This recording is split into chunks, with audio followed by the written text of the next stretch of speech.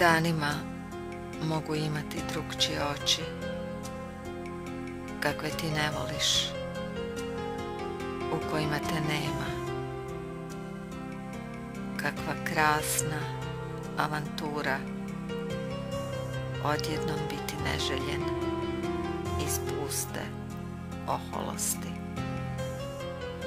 neodgodivo odgovoran za svoj pogled. Kad samo pomislim da nikada nećeš poželjeti znati tko sam, kao kakvom lutku namijenit ćeš mi sebe, gospodara moje samoizazvane nemoći. Dotjeruješ mi krila kojima ne mogu, jer ne želim poletjeti. U tome je sva moja volja.